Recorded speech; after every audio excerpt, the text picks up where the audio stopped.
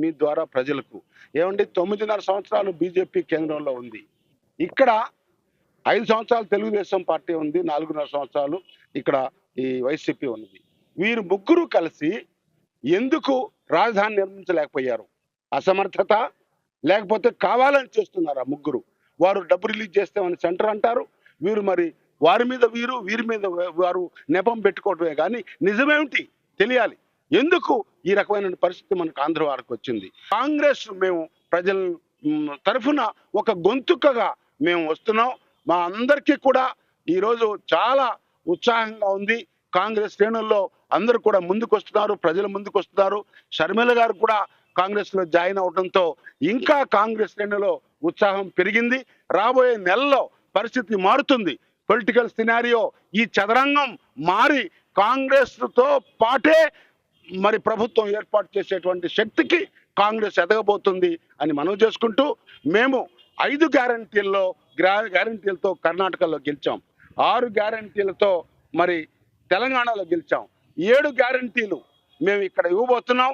7 గ్యారంటీలతో మేము కాంగ్రెస్ గెలవబోతుంది. 1 పోలవరం, 2 అమరావతి రాజధాని, 3 ప్రత్యేక హోదా, 4 విశాఖ ఉక్కు మాతోనే ఉంటుంది, 5 రాయలసీమ మరి ఉత్తర కోస్తా ప్రత్యేక ప్యాకేజీ, 6 బీసీలకు ప్రత్యేకమైనటువంటి మేనిఫెస్టో, దానిలో కులగణన ఉంటుంది, బీసీలకు రిజర్వేషను ఇత్యాది ఉంటాయి.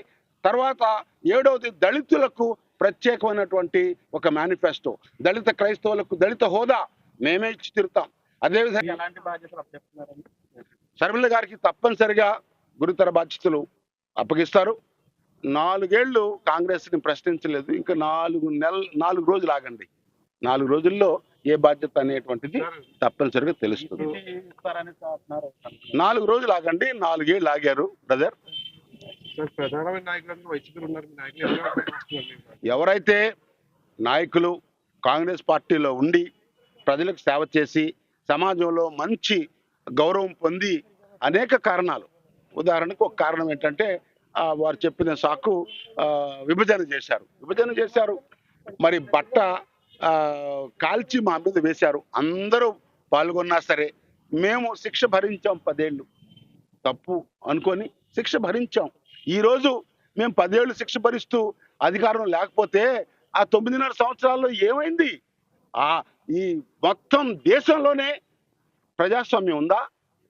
రాజ్యాంగం నడుస్తూ ఉందా? పరిపాలన నడుస్తూ ఉందా?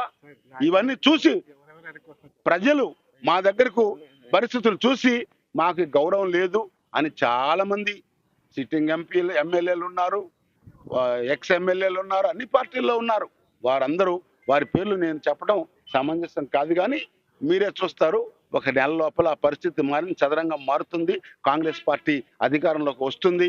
ఎందుకంటే ప్రజల నాడి ఈరోజు అందరూ మండలాల నుండి మేము చేరతాం అని ఫోన్లు చేస్తూ ఉన్నారు. షర్మిల గారి రాకతో ఇంకా నూతన ఉత్సాహం వచ్చింది. అందరం కలిసి మొత్తం మా సమిష్టి నాయకత్వంలో కాంగ్రెస్ పార్టీని గెలిపిస్తామని పత్రికా మూలకంగా నేను చెప్తా ఉన్నాను. మరిన్ని వీడియోస్ కోసం ఛానల్ ని సబ్స్క్రైబ్ చేయండి, లేటెస్ట్ అప్డేట్స్ కోసం వాట్సాప్ ఛానల్ ని ఫాలో చేయండి, అండ్ లింక్ డిస్క్రిప్షన్ లో ఉంది.